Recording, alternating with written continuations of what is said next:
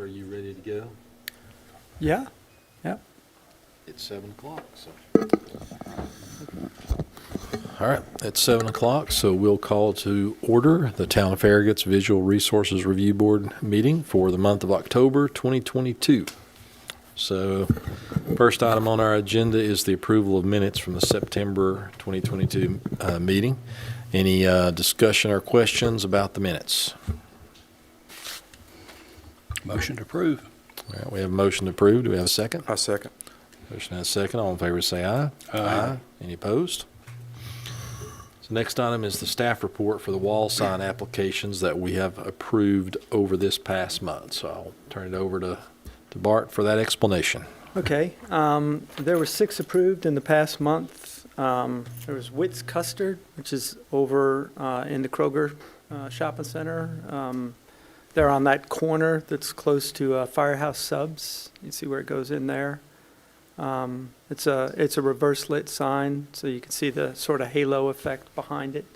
That's something that we're moving towards in the mixed-use town center area. That sort of reverse lit signage is one of the things we look for. Either that or external lit, which this one could have also been done because of the gooseneck lights above it. So, either way, it would have complied.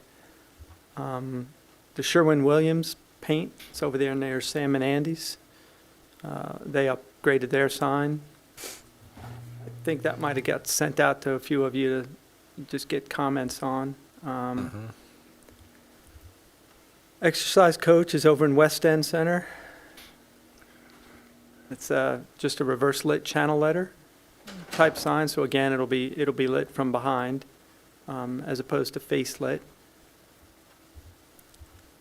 Sparks, which is there in the shopping center, at the corner of Kingston Pike and Concord Road. They're taking up some space in there. That center is probably going to add signage. They may come in and put a larger sign up in that blank area, and then have signs on either wing to deal with that. That internal space, that's an odd center. That large internal space is all the businesses are accessed from the inside that would be in there, and then the wings that come out on either side of that shopping center are more, your traditional, enter from the street. So, we have to use 2 different portions of the sign ordinance to deal with that particular shopping center.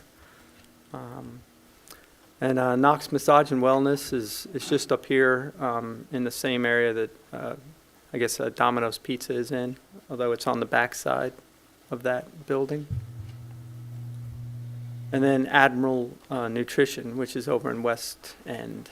That was sort of an odd situation where that sign had been put up in the past without a permit, and it was too large. And then this one got put in, and it was a change in design, and it was also too large. So we had to bring this one into compliance, and they basically just downsized their design to make that fit our standards. So, and that's it for the wall signs that were approved in the past month. All right. Any questions on any of them, or? Okay. Hearing no questions or comments from the board, we'll move on to the ground-mounted sign applications section. And the first one is McNabb Law, located at 11,000 Kingston Pike. Okay. This is a sign that you've dealt with before. It's a multiple tenant panel sign there for the Concord Square Shopping Center. It's an odd center because some of those businesses in there are in a building that's actually a condominium building. So sometimes we have issues with wall signage on that. But the tenant panel sign is pretty cut and dry. They had originally turned this in with everything in purple, and we asked them to change it and do the lettering in black to match the rest of the signs, and then just use that sort of dark purplish color in their logo, and they were agreeable to do that. So we could recommend approval of it. Any comments or questions from the board? Hearing none, do we have a motion? I'll make a motion to approve. Motion to approve. I'll second. Second. All in favor, say aye. Aye. Any opposed? Next item would be Walgreens, 601 North Campbell Station Road. This is a request to change out just the faces on two peripheral accessory signs. They're just directional signs at the Walgreens up there on North Campbell. We permitted these maybe, I don't know, 3 years ago, or somewhere in that neighborhood. They're just the small directionals at the entrance, and all they're doing is changing out the faces. So staff can recommend approval of them. They meet the height requirement, they meet the area requirement. It's just a simple change out the face of the sign that's been previously permitted. Is this Walgreens that's made this request, or is this the property owner? I'd have to go back and check MGO on that, on exactly who the applicant was. It was probably the sign company, actually, that was the applicant. So I don't know whether it was Walgreens or the property owner doing that. These are the signs that previously, I think, may have had the Kroger. The Kroger. Pickup on them, Yeah, right? So Kroger that pickup on 'em. apparently that's going away, so. I don't know if that's going away everywhere or just in certain stores, because there's another Walgreens or two in town, and we haven't gotten any requests from them yet to change these things out. So I don't know if it's a timing issue or if it's just some are doing it and some aren't. Okay. Any other questions, comments from the board? Okay. Do we have a motion? I'll motion for approval. I'll second. Motion and a second. All in favor, say aye. Aye. Any opposed? All right, landscape plan application. So LCUB Concord Substation, which is proposed for 1053 Concord Road. Okay. LCUB is I'm going to be constructing a new substation there on Concord Road, right in front of the sewer treatment plant there. So right now it's a sort of a wooded area that's got a lot of pine trees in it. There's right there near the memory care center that's there as well. So it's already been to the planning commission. They've approved the site plan subject to some conditions and some changes, but by and large, the site plan's been approved. So this is going to be the landscaping plan for the facility. It's a really extensive landscaping plan, as you can see here. It includes a number of required elements and then some additional elements that were just agreed to between LCUB and the town and the planning commission. So they have some shade tree requirements that they had to meet, and they have on this plan. They're doing a bioretention type stormwater management facility. So it's not just your typical detention retention basin, but it's going to be a bioretention type basin. So there's actual stormwater treatment that's done as part of the facility, and they use the construction of the basin plus the types of plants that they put in. So the plantings that have to go in here are kind of specific because they have to fit that purpose. They have to be things that are going to survive in that environment and that are also going to meet the the stormwater quality parameters that they want to achieve. So this was done by a landscape architect. It's a very robust plan. It meets or exceeds, and in a lot of ways exceeds all of our requirements. There's going to be a buffer area that you can see there along Concord Road. That was the agreed to buffer. It's heavily landscaped.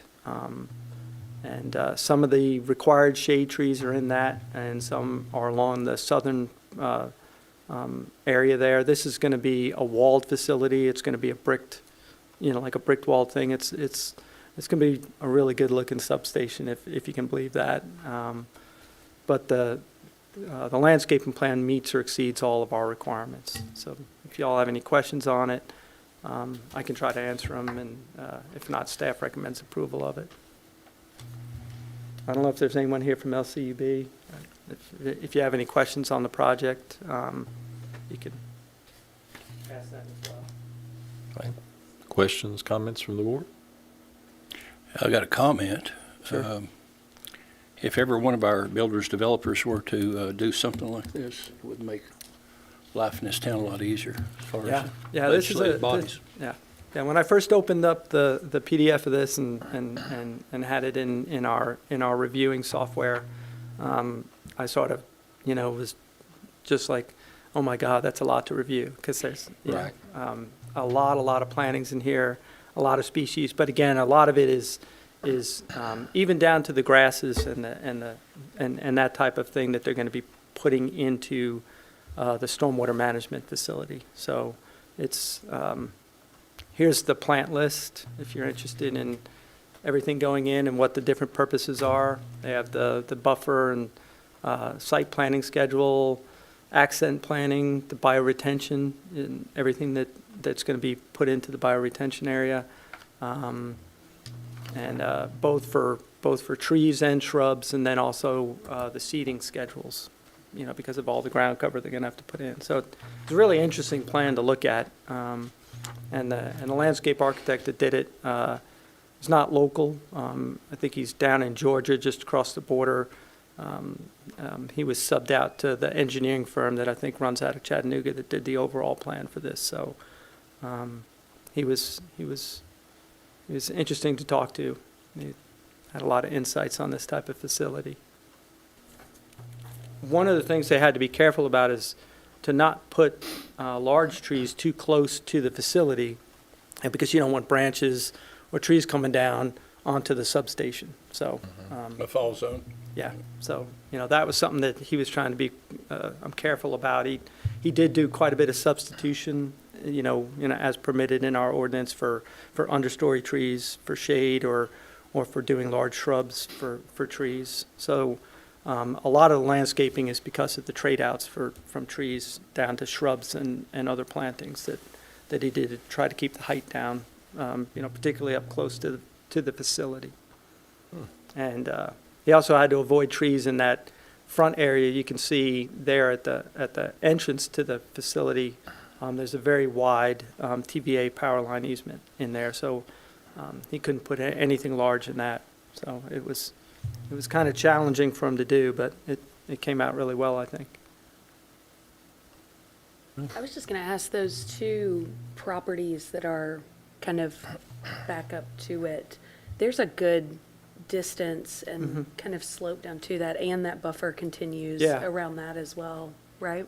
Well, the buffer will go across the front, and then you can see the tree line in there. I don't know if I can zoom in enough for you. I don't know if I'll be able to zoom out, but, there's this row of trees here, along here, but then this is the tree line of the wooded area, so And this it's will all be staying. treed going down to the, Okay, yeah. yeah.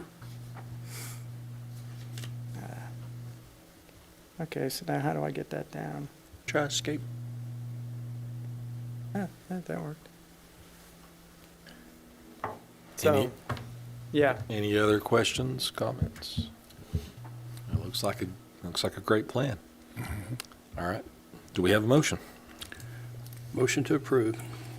I'll second. On a motion and a second. All in favor, say aye. Aye. Any opposed? Thank you very much. All right, so last item on our agenda is the discussion of possible amendments to the sign ordinance, some of the various things we've talked about before, and I guess some new things added in there. okay, so I'm going to do this in two different parts. I'm going to sort of go over and review and discuss the proposed amendments that we have typed into the text. Some of you have seen those already, and I sent them out in the packet. So, you've got some of that, and then I have some others. I'm going to escape out of this and just bring up the Word document so we can follow along if you have any questions on any parts of this.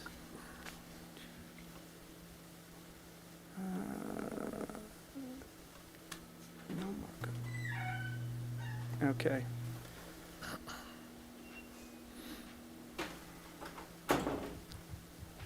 So I don't know if you had a chance to look at any of the ordinance that I had out there, that was in your packet or not.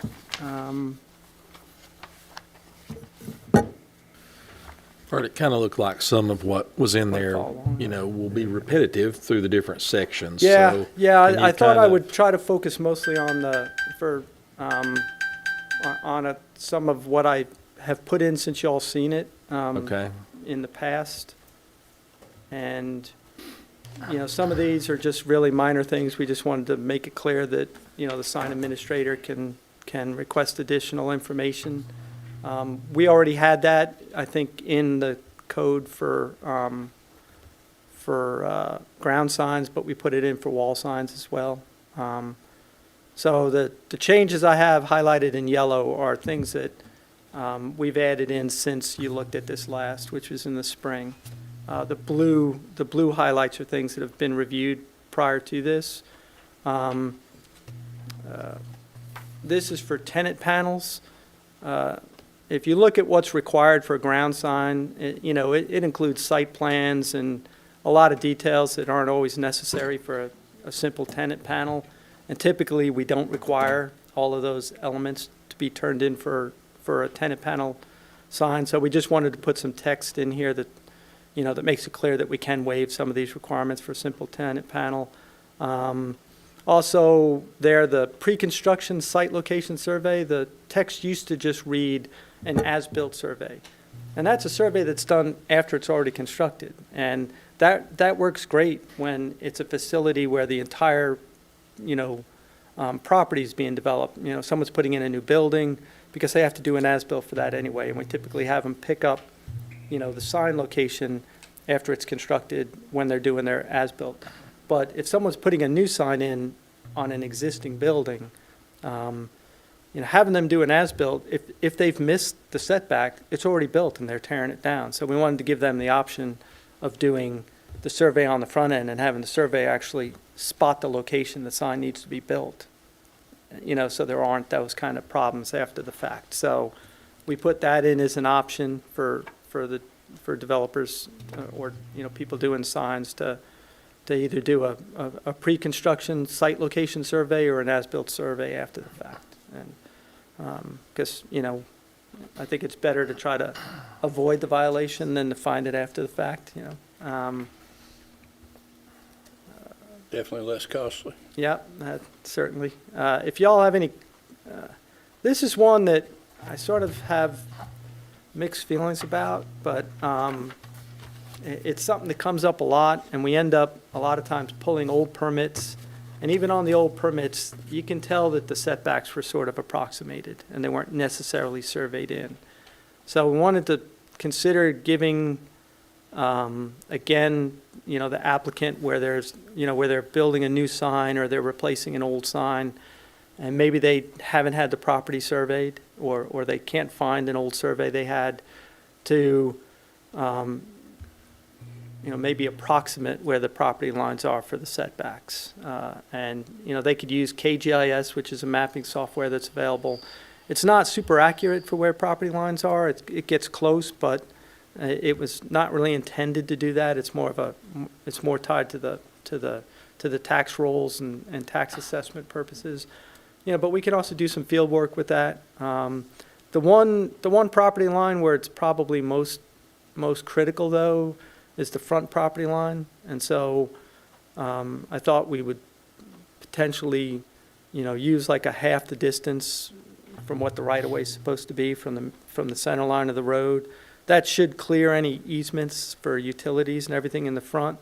In some cases, particularly along Kingston Pike, where additional right-of-way hasn't been dedicated, that might actually push the sign back further than it would normally be. And if a property owner feels that, the sign's being pushed back, further, than from where he thinks his front property line is, well, then he or she could have a survey done and determine the exact. So I'd rather have the sign pushed back further than have it be up front, and end up either in a setback or in a easement line.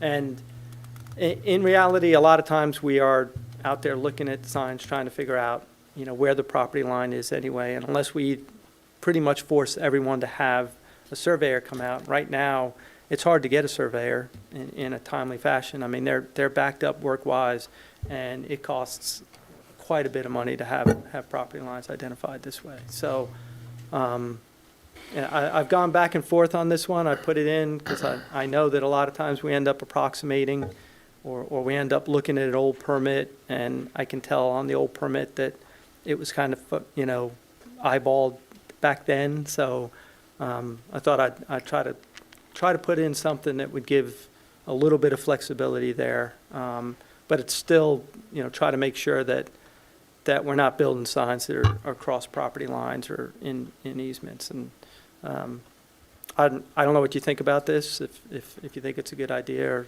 a way to go about doing it, or. Oh, a good example was Farragut Lawn and Tractor before it become Ag Pro. Yeah.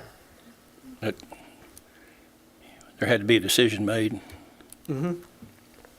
Yep. And we've had to do the same thing, like out on the Marathon and Sirgoonies. Now, Sirgoonies, they actually hired a surveyor to come in and set theirs because they wanted to get up real close to the property line.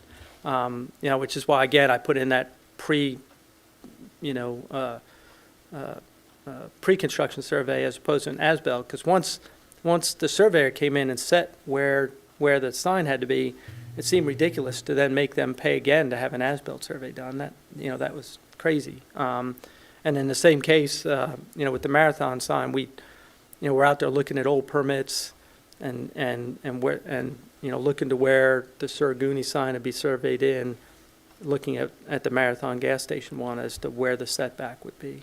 And it was either that or make that whole piece of property be surveyed again, so.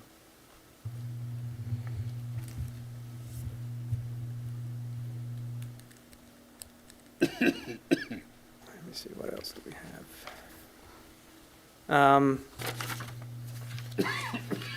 It's a minor change, but it's kind of not on corner lots. That the text used to read, if a property accesses two different public streets.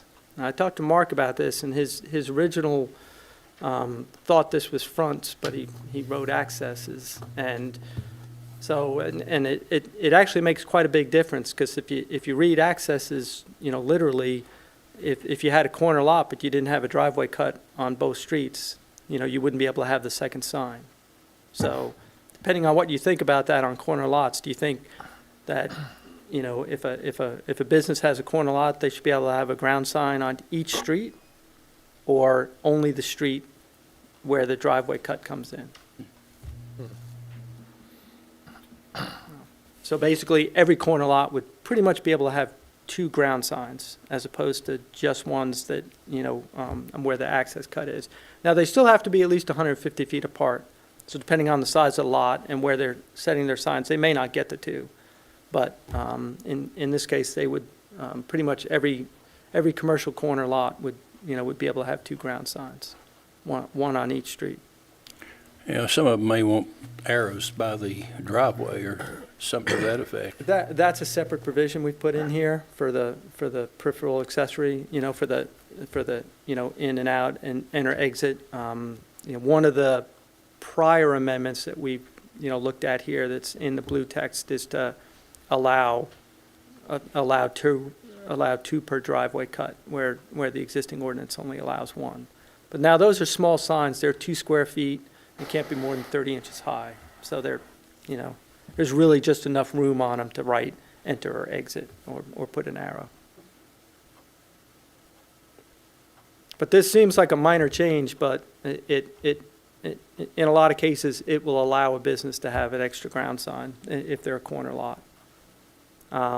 It was also, when the last amendments were done to this, it was broadened out to include not just public streets, but also, public easements. So, like up on Parkside Drive, there's a few developments up there to where, everyone drives in thinking they're on a street, but it's actually just a private easement in between.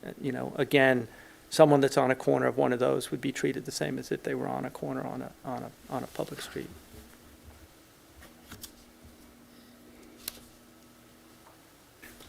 You're looking at an example like at Belk. Yeah. And thereby, can't think of another one where Nukes is. Yeah, Nukes and the AT&T. There, you know, that road through there is not really a public road. It's a public easement. It's open to the public, but it's not maintained by the town. So, here's some language I just put in on sign base.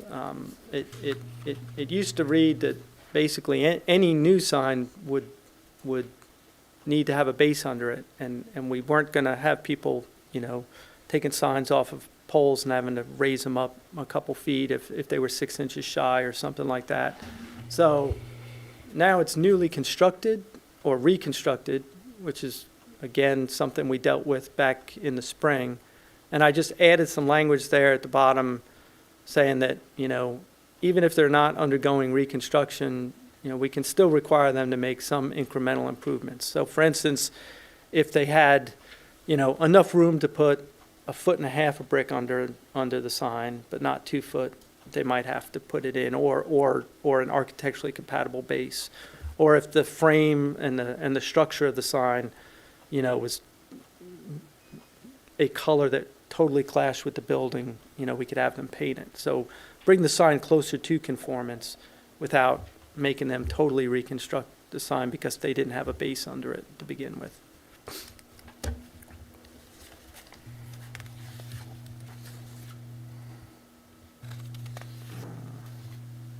I'm looking for, well, we had already put general occupant signs in here. So that's the same language, just in another section. I think that's the bulk of the new changes, was the,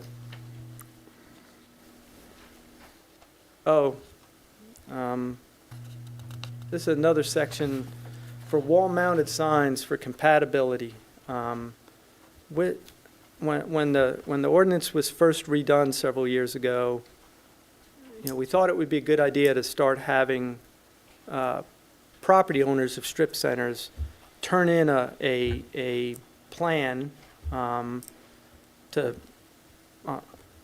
you know, to sort of unify the, you know, the types of signs that were going to be going into their center. You know, did they want everything to be channel letter? Did they want everything to be white letter or black letter? That, you know, that sort of thing. You know, how do they want them to be lit? Face lit, reverse lit, etc. But you know, sometimes we have a business owner that's, you know, leasing a space in a strip center, and we're telling them that, well, you know, we need the owner of the center to come in and present us with a plan for the entire center. And, you know, they can't control that, and the owner can't control that. So, you know,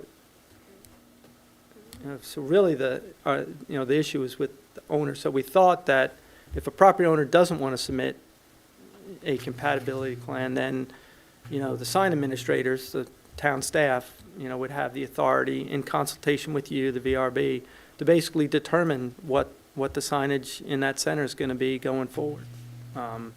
So if the center owner doesn't want to go to the effort to come up, you know, with a unified signage plan for that, we'll just basically pick one. So if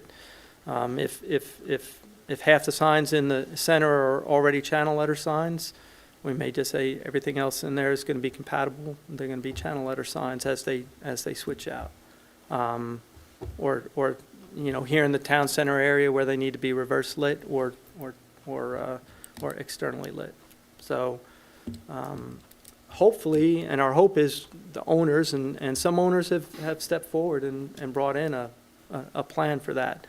But the ordinance, it already required the signs to be compatible in terms of material, general color, mounting style, and illumination. So we were doing that on an ad hoc basis. We were doing it, you know, like, you know, we'd look at a center, and if you were over in, you know, like Village Green, where there's a hodgepodge of signs, a lot of times we would just continue to let people put up whatever they want. If we were in another center where, you know, most of the signs were channel letter signs, if someone came in and proposed to put up a cabinet sign, we would say, no, that, you know, that's not permitted, you know, because it has to be compatible and consistent with everything else in that center. And then we have some to where, there's a clear, kind of preponderance of what type of sign's in, but there's some mix in there. And, we really prefer the owner of the center to get together with us and come up with a plan and go on, and then be able to, when people come in to lease space, they can say, oh, by the way, as part of their lease, your sign has to be a channel letter sign. It has to be white lettered. It has to be reverse lit. And a good example of that is there at Starbucks here at the corner. The owner of that put together an entire, signage plan with us. He came in, sat down, decided what they wanted, and it's part of their leasing agreement. And so when people come in, they know what kind of signs they're going to have to put up. So we were just trying to put something in here that rather than making phone calls and trying to, cajole a property owner to come in to do the sign, if they just have no interest in doing that, we'll get with the VRB and make sure that everyone's comfortable with the type of signage that's going to be allowed in a particular center. Hey Bart, are there guides or templates or bullet points or plans for owners that kind of help them work through that process? Do you all have something, or do you all just sit down with them and kind of talk them through kind of the guidelines? To date, we've just gone through and met with them, when they've come in, explained our regulations to them, explained, the consistency requirement, sort of pointed out that if they have tenants coming in and the tenant comes in thinking that they can just put up any type of sign they want, it probably benefits them to be, clear on the front end that, everyone else in the center has a channel letter sign, or everyone else in the center has a unlighted sign or it's purely lighted by external sources. That it avoids a lot of confusion, and it would probably be better for them in the long term to keep their their lessees happy if they're up front on the front end, that people understand what the requirements are going to be. And again, some owners have come in and they haven't had a problem doing it, and others we've called and asked on several occasions to come in and sit down and try to come up with a plan so that we're not doing it time after time after time with different tenants as they come in. And so we just thought that this was a fallback position, that we could just go about it this way. Be a great chapter for Trevor to add to his little booklet that he hands out to new business owners. It would be. We would like to, and we've talked about getting with Trevor and using him as a contact to all the strip center and shopping center type owners to see if we could get them to come in and understand our regulations and what we're looking for in terms of in terms of signage. And if you look around town, the centers that have nice uniform signage, and there are some that actually did this before we even had it in the requirements, that they just came up on their end and said, well, we want all our signs to look this way. For instance, the Renaissance Center, all the signs in there look the same, and they're, that's because of the landlords and the owners of the Renaissance Center. They decided what kind of signs they want. They meet our standards, but the signage in that development is based on what they want to see, and they want that cohesive look to the center. And so this again was a way we thought to, at least where we got applicants coming in time after time in the same center. We're not getting cooperation from the center owner. We can sit down and look at the signage in that center and say, we're going to transition it to all channel letter, or we're going to, instead of doing it on a case-by-case basis. Now, it would still be as new businesses come in. There would be no requirement for an existing business to change out their sign. It would be as new businesses come in, or as an existing business maybe rebrands itself and puts up a new sign, that, at that point, they'd have to come into compliance. I don't know if it has expired yet, but there was the money from APRA funding that would be available to property owners that wanted to change their signs and to make them all very similar. I didn't know that. Yeah, there's money. It may already be expired, but it wouldn't be something that we could apply for, the property owner. That's the reason I asked about the Walgreens earlier. But a property owner could actually apply for the money, just like they could whenever the pandemic was going on and they were applying for money. So it's basically more of an extension of that than it is anything, if it's not expired. Yeah. I wasn't aware of that program, so.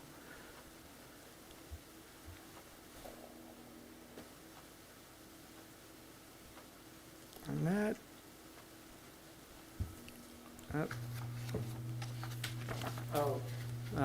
This is another one we added in. And this is for essentially construction sites. We didn't really have provisions for construction site signage, but if you go past most construction sites, they all have signs up for what the construction company is or that sort of thing. So we thought we should put some provisions in so that we're have something to actually enforce on them. So this is a new section, and it would just be a temporary freestanding construction site sign. Put some parameters on it, and basically took those from the subdivision sign section for when people are building subdivisions. We had provisions for signage to be up for the subdivision, so we kind of took that language and tweaked it a little bit and brought it over for construction sites. So we thought that was sort of an oversight in the last ordinance, that we didn't think about construction site signage. And that's it for the changes that are new in yellow versus what we've done in the blue, which some of that was general occupant signs, which used to be provided for in the ordinance and got taken out. And we found, again, a need for those. Those would be like small plaques and stuff that, a business might put on the wall near a door that maybe lists who the internal tenants are or that sort of thing. Doctor's offices. We didn't, or just really any business. There's a number of businesses that ask for that sort of thing. At the time, I think we thought it could all be captured using window signage because we allowed more window signage in this version of the ordinance than in the older ordinance. And but we found that it didn't really get the job done, so we put general occupant back in. So if you don't have any questions on that, I can switch back to the PowerPoint. And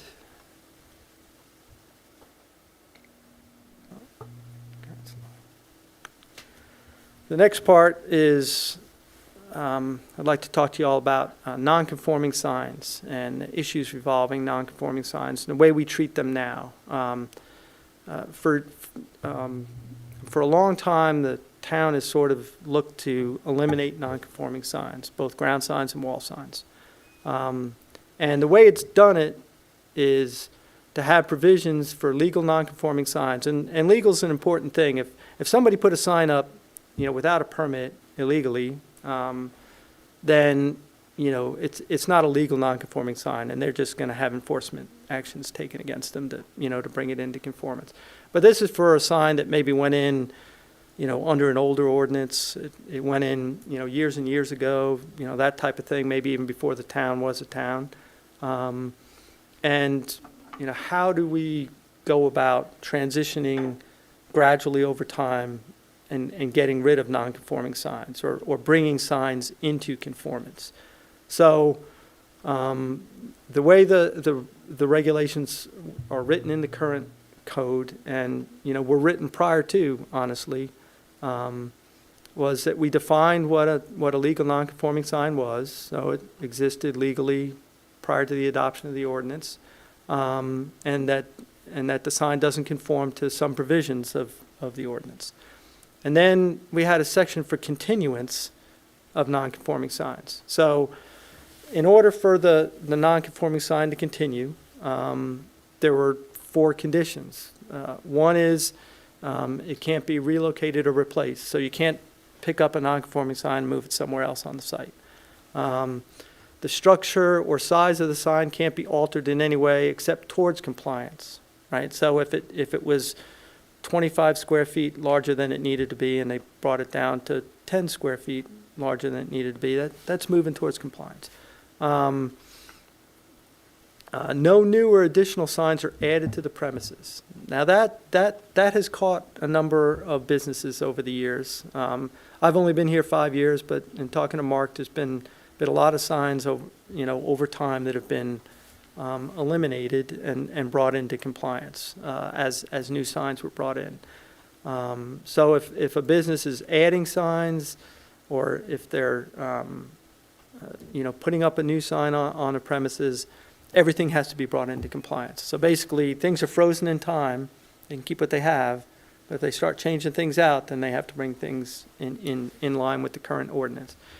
And then the 4th one there is the one that seems to get the most, and that is that other than changing the text of a changeable copy sign, which would be like at a gas station, or normal maintenance as we define normal maintenance, no other existing permanent signs are changed or replaced on the premises. Okay, so, and I've got the definition of normal maintenance on the next slide here. So that's basically how we've dealt with defining a nonconforming sign and allowing them to continue, but also built into that allowing them to continue is the parameters and the thresholds we use to require them to be brought into compliance. So if you don't meet any of the, all of these, or if you cross one of these thresholds, then you have to bring the sign into compliance. And typically that involves, putting up a new sign,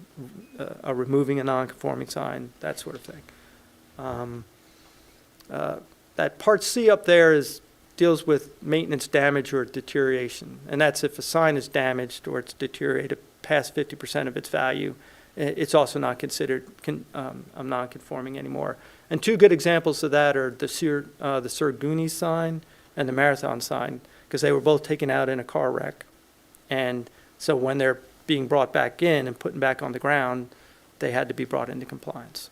So, but now getting to the definition of normal maintenance, and the thing that seems to create the most ill will amongst some people is the part I have underlined there, which is, replacing it with an identical sign face. So a business is changing out a sign, maybe they're rebranding, they're updating their look. If they put a new sign face in, we consider that a new sign, and they have to bring it into compliance. So that has caught some people here recently that weren't particularly happy about it. So we were asked to put this on for at least discussion. There are a number of signs, though, over the years that have been eliminated by this, and just some that Mark could think up off the top of his head was, the large twin pole Century 21 sign that was right out on Kingston Pike. That came down because of this provision. They wanted to change out sign faces, and they also wanted to change out the signage on the building. So they were putting up a new sign on the building and wanted to change that out. So they had to take that sign down. They had to take the whole thing out because it was just completely non-conforming. A number of the signs at the McDonald's, when they redid the McDonald's, again, they were changing out sign faces and they were changing other non-conforming signs on the property. They wanted to put up some additional signage that they were allowed on the building that they didn't have. So everything had to come down and everything had to be brought into compliance. The Firestone sign, there was apparently an Allstate roof sign that was at Station West that had to come down at one point. Dr. Irwin's dentist sign. I don't think it's Dr. Irwin's anymore, but at the time, the sign had to be removed and taken down. And again, like I said, the Marathon sign and the Surguni. So, really the question, that I have for the board tonight, and it may go on to the Board of Mayor and Aldermen if they want to discuss it too, because obviously they would have to make any changes to the ordinances. What does the town want to do about non-conforming signs? Like what's the goal from a regulatory standpoint with respect to non-conforming signs? Is it elimination? And if that is a goal, what sort of triggering events should we be using? What standards or thresholds should we be using? Because right now it's the ones that I just went over on the earlier slide. Are you adding any new signs? Are you replacing any signs on the site?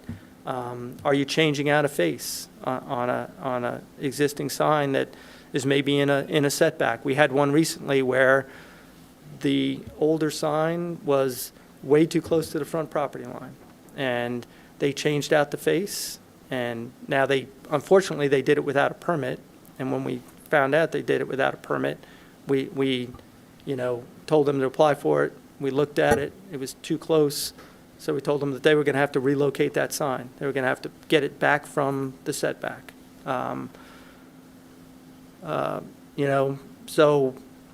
Do the existing standards and thresholds work in your mind as a board and in the town's mind, or do they need to be modified? And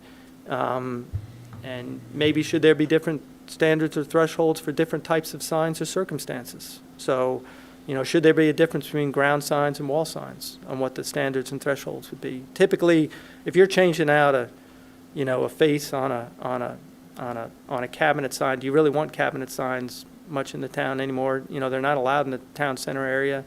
Most of the shopping centers have gone to channel letters. If you're changing out channel letters, you're changing them out because you're switching letters, right? So that, they're going to be changed out anyway. So should there be different thresholds between ground signs and wall signs? And again, going back to, those are basically what the thresholds we use now are. Is the sign being relocated or replaced? Is it being changed in any way in terms of structure or size? Are there any new or additional signs being added to the premise? And are you doing anything more than normal maintenance as we define it? And the way we define it, that changing out a sign face with anything but an identical sign face. Like if the sign face is faded, it's all chipped up, you can replace it with an identical sign face. That's still considered normal maintenance. But if you're rebranding your business and putting up a whole new look, that is not considered normal maintenance currently. I think one of the things that need to be looked at in the main concept is those signs in the easement or in the right-of-way. Because we have numerous old signs that are in the easement or in the right-of-way, and Typically, the ones that I've dealt with since I've been here weren't in the right-of-way, but they were probably in the easement or in a utility line easement. But, they were also very close to the front property line. And as the town looks to expand its sidewalk network, you could have situations where you have a sign right up against the sidewalk, whereas normally if it met the typical setback, it would be back a bit. Also, sometimes roads get widened, and I know from the property owner's standpoint, that's not their fault, that now the property line is moved closer to the front of their business. But, you also have issues where if that sign is too far up towards the front property line and someone's pulling out of that driveway, it can create a vision impairment. So at what point do you want to require that to be taken down and relocated on the site? And what's the threshold for that action? And for years, it's been these four things have been the threshold, plus the definition of normal maintenance. And the question is, does the town still have it as a regulatory goal to eliminate non-conforming signs? And if it is a goal, are we using the right thresholds? And do we need to make distinctions between types of signs or circumstances? And you know, there's pros and cons in that, but it's come up here recently twice in probably the past 2 months, Holly, and there was, you know, some ill will about it, and we just wanted to make sure we, that we at least brought up the issue and gave you an opportunity to discuss it, and if the town board wants to take it up in the future too, that, we can do it with them as well. I had one personally brought to me, and that was the Kingsgate sign. That one, I'm not, did we deal with that one recently? No. Okay. Oh. So, I mean, technically, that's on town property. I mean, that's a violation separate and apart from what I'm talking about here, which is the sign's still on private property, but it's non-conforming. It no longer meets the current requirements. And, I've had a resident that wants us to pay for moving it. And really, I don't know where you would move it to, because without it still being on town property or on private property. yeah. Now, we do have the provisions to allow the signs. I mean, we do have some subdivision entrance signs that have been put on the right of way.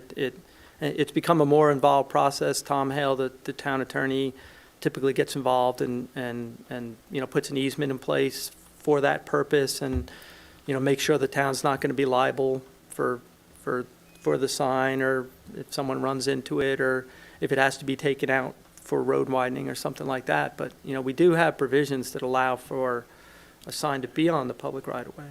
Yeah, it puts it in kind of a strange position, because just like the new subdivision on Turkey Creek Road, where that sign's in the, Yep, it is. that's a good example. But with Kingsgate, and they have an HOA, so you're falling back on the HOA whenever you say if it has to be taken down, then it's on them to put it back or to do whatever needs to be done. But in Kingsgate's case, But when there's you not don't have an HOA, then it's a whole different story. So I guess we need to probably think about that. Yeah. Yeah, that's a whole nother issue that I guess we'd have to look at.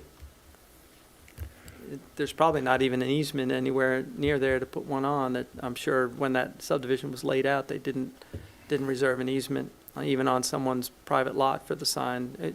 That's what we do now when we're dealing with subdivisions that are going in now, being platted on the planning side, is typically the developer has to either have HOA property, like a common lot, or they have to reserve an easement area on the lots that they're platting at the entrances to put the signs on, if they're planning to have a sign. But on older subdivisions, we don't have that in place. Well, the Kingsgate sign was a lot closer location-wise than where it's at right now, because Kingston Pike wasn't as wide as it is now, and there wasn't sidewalks. So as that has expanded, then that sign has continuously been pushed back.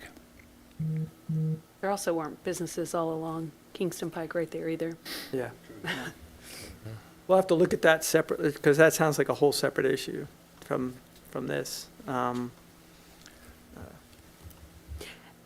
I mean, personally, for me, I think as we change as a town and grow, and roads grow and traffic grows, I mean, I think as a new business moves in or a business updates their signs, I think it's perfectly okay to also update what's needed. So if it is in the view of traffic or, for safety reasons, I think it's perfectly fine to add. I mean, if they're updating their look and their feel, the town also needs to update for safety reasons and visibility, and if the road is widened to help us all travel more easily, then I think we did it at McDonald's. We asked them to move it back because of where their sign was. And actually, they lost the large golden arches. Mm-hmm. They did, and they have a sign very far back from the road just because of the way that road Yeah. is now. Yeah. So I think it's kind of normal change of what's happening and where signs are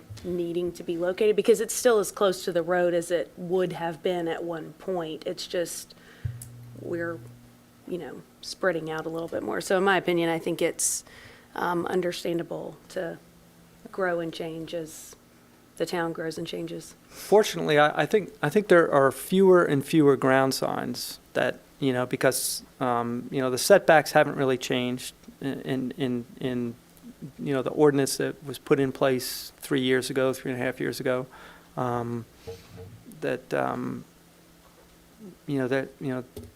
So a lot of the signs that have been permitted should all be pretty close to the setbacks, or what they should be, unless a road is widened or something like that. Now wall signs are another matter, and particularly in the town center area, and it's something that Holly deals with a lot when she's permitting wall signs, because in the town center, in the mixed-use town center overlay area, there are additional requirements, and there's requirements there for the signs to be externally lit or reverse lit, and so she's been trying, even in the Kroger Center now, some of the new businesses coming in, gradually moving in that direction as they come in, trying to bring that about. So, if you want those parts of town and other parts of town to on the wall sign, certainly, that's an evolving type thing, and every time a new business comes into the center, or even if an existing business goes for a new look and wants to rebrand itself and put up new signage, should they be being gradually brought into more and more compliance as time goes on. But the ground signs, maybe there's a little more expense sometimes if someone has to has to physically demolish a sign and then put in, either move it or put up, put up a different type of sign or a different location. But, we have had a few here recently that, one ground sign and one wall sign that, that it was kind of came under this, and they were forced to bring their signs into compliance. In both cases, they had made changes without permits, but even so, they weren't happy about the fact that they had to do it. And I think in their case, they felt like they were an existing business, and they were just changing out faces. Which I can understand that, but at the same time, we need some threshold to use. So, the question is are we using the right thresholds, or is there another way to go about that? Bart, in your estimation, within the town currently, what percentage of the signs are non-conforming? I wouldn't even know how to estimate that. I mean, I probably, I don't think I have the sort of the institutional knowledge, having only worked here 5 years, to have a good sense of that. I think, a lot of signs have been replaced. There's a lot of the signs up and down Kingston Pike are probably close to conformance, if not in conformance.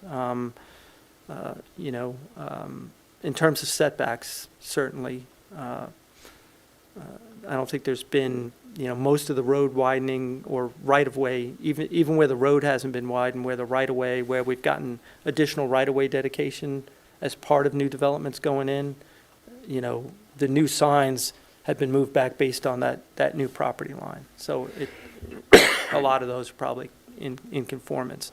And from standpoint of area, the size of the sign and the height, if anything, we probably allow a little more area now on the multi-tenant signs and a little more height than we used to. So I'd say a lot of the signs are pretty close to conformance. But it seems a lot of them like don't have that. the base under them, and that's something we Right. weren't really enforcing. Trying to get them to get moved closer to conformance, but we weren't going to have someone, again, like a good example is, the Pep Boys. When they were redoing that, I think they were like 6 inches shy of having a 2-inch base. wasn't gonna make them rip that whole sign up for 6 inches, which is why I added that additional language there to sort of implement what, you know, what we were already doing. But, It just feels like what we've been doing has worked because it feels like there's not as many non-conforming signs now. yeah, I've honestly, you know, only had to deal with a couple since I've been here. You know, you can probably count them on one hand. In terms of ground signs, now there's a lot more wall signs. Particularly in the mixed-use town center area. You know, but that's in part because, you know, we changed the requirements in that area. So as new businesses are coming in, we're asking them to update, you know, not to put the same type of sign up that was there, but to put a more conforming sign up.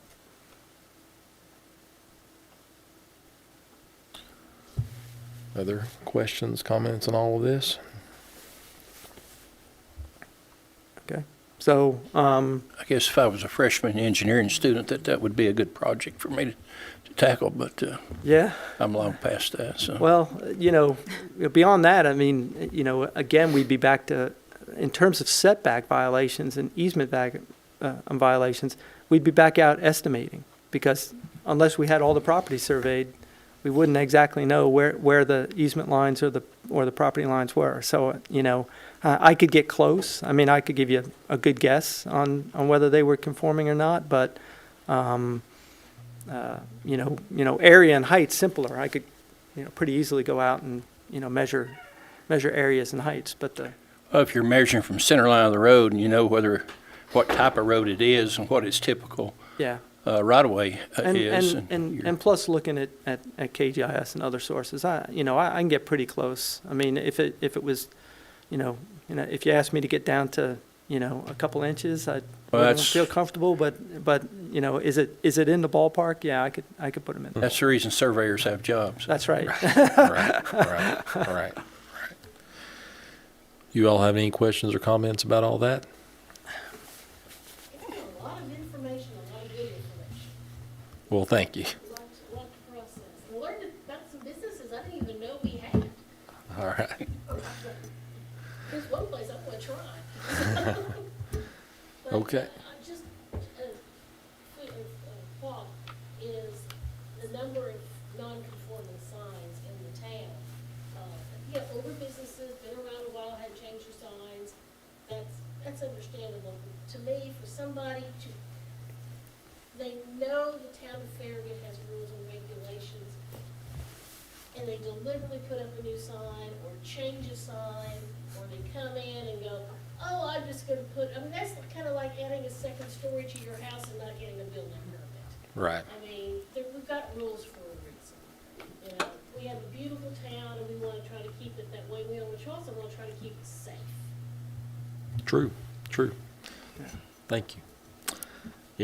So what, is that really all we need to do at this point? Yeah, or well, do I we need to mean, have a you know, going vote, back to or- the, you know, the ordinance, you know, that I had highlighted, if you're Right. comfortable with all of those highlights, I think Mark would like to, you know, move towards putting that in ordinance form and getting that, you know, to the planning commission and then, you know, sent on to the board of mayor and aldermen to actually adopt and So put we those really need changes to in vote place. on that we want to move it forward then. Yeah, or make a recommendation, or, you know, you could do that next month too, if you wanted to, you know, take some more time to look over those changes, because I mean, Do we you know, need to? getting it to the planning commission and getting it to the board of mayor and aldermen is gonna be a multi-month process, so. Well, I'm you know. comfortable with, Okay. you know, voting on a recommendation to move it along if everyone else is. So, Okay. seems like that's the case. So why don't we have a motion to recommend the changes? Do we have a motion? I'll make that motion. And a second? I'll second. Motion and a second. All in favor, say aye. Aye. Any opposed? All And right. on the non-conforming stuff, just sort of leave things as they are and, I mean, there may be a couple little things to change, but I kind of get the sense that it's worked. I agree with Marty. I think it's Yeah. working in general, I mean, for what we want it to. And I Okay. think the piece that you wrote in, if there's, you know, little nuances here or there, a couple inches, or I think giving the Well, that- town that leeway to not deconstruct a whole sign just Yeah. for like a base or something like that, as long as they're bringing it as close to, I think that's. Yeah, that I put in just really for the base issue, because there's a lot of signs that were set. Now, I was meeting with a sign designer today on a Zoom call, and they were looking at changing some signs out for a church here in town, and they had proposed just having posts, and I said, well, there's going to have to be a 2-foot, architecturally compatible base under it, and that wasn't a big deal for them. They'll just, they'll put a 2-foot base in and then put posts, because they weren't looking to do a big elaborate sign. They would, but and there've been some other places where we've been able to get a base under it that matches the building. I mean, as more and more of our buildings are brick, it tends that more and more of the bases need to be masonry, but some of the older buildings that aren't brick, they can use other materials. It just has to be an architecturally compatible base, and it doesn't have to be structural, so it doesn't have to support the weight of the sign. It can just be cladding, and we've had a couple of people come in and just put like a brick pedestal under an existing sign. So it hasn't been that big of a deal for them, but there were a few where the sign is hard mounted on a pole or on some sort of support structure, and in order to take it off, they would have had to cut it off and rebuild the whole thing. So I wanted there to be a little bit of a wiggle room there to let them get close, but not have to go to extremes. I think going back to your question on the nonconformities, I'd say the vast majority of the nonconformities are wall signs, and either because they're in a center that's got a hodgepodge, and we're trying to get them to be more compatible with one another in terms of style, color, and illumination, or they're in the mixed-use town center area, and there we're really striving to just have externally lit or reverse lit kind of channel letter type signs. So All right, is there anything else we need to cover this evening? that's it. I'd just like to make, I just want to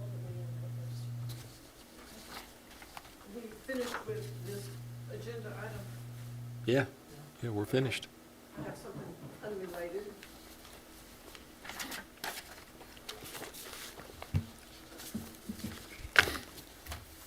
My name is Mary Ellen Brannon. I live at 212 Battery Hill Circle, which is in Farragut Crossing.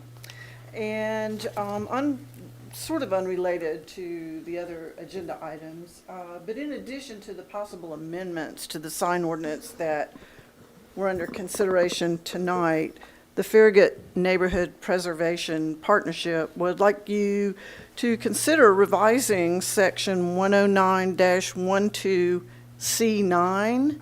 I believe that's on page 21 of the sign ordinance, concerning athletic fields, and as well as that reference, any other references to athletic fields. We do think that the athletic field signage portion of the ordinance needs to be a little more robust in order to provide protection to existing neighborhoods and neighboring properties, and to provide some increased guidance to sign applicants. We do think the athletic field ordinance needs revision to include additional definitions such as scoreboards, ball field fence signage, on potential signs that create sound, among just a few things. We think any revision should address general design elements of athletic field signage, such as size, color, lettering, etc. For example, we'd like to see if fence-mounted signs, ball field fence mounted signs are allowed, that there's no lettering on the back of those signs, no logos, that they're all the same color, that they don't extend above the ball field fencing. Just things like that, where we think this could be a little more robust. We've kind of drafted some, maybe just thoughts more than anything, about how this could be made a little bit more robust. We're happy to work with y'all to provide to have additional discussion or maybe additional input on this. I've gone out just on websites for different towns around Tennessee, and there's, some of them get quite detailed as far as non-governmental athletic fields and the kinds of signage that are and are not allowed. So I don't know what the process is for this, so, but we would ask if you're considering amendments to the sign ordinance that maybe this is something that we could take a look at. Okay. If you want, yeah, we can do that. If you want to, maybe email me some of the, some of the other local governments you looked at, and do you want to hold off sending, the amendments that you've already reviewed, to the board, for this, or do you want to? I think we've already made recommendations, and we made recommendations on the other ones the time before. I think we can always do another one. Yeah. Yeah, okay. When the time comes, if there's, whatever happens at that point, so. I think this will take more time than what we would normally have allocated for you and Mark and probably Tom Hale to look into that part of it, because let's go ahead with what we got, and then let this be a separate thing to. Okay. I mean, we can amend whenever we need Oh, to yeah, amend. yeah. It's not. Yeah, because it's going to require quite a bit of discussion, down the road as things start to come in front of Yeah. us. And I'd like to have public input. Right. I just wanted to make an observation. I'm so pleased to see that the board, you're flexible. It's, not everything is just etched in granite, written in stone, cannot be changed, reconsidered. And as you do listen to the businesses, you do listen to the residents, and, just made the comment, need and want citizen input. And, that's one of the things I love about Farragut is that our elected officials, our committee members actually do listen to us and do care about what we have to say. Thank you. All right, anything else? That's it. All right, with that, we'll be adjourned. Until next time, thank you all. Thank you.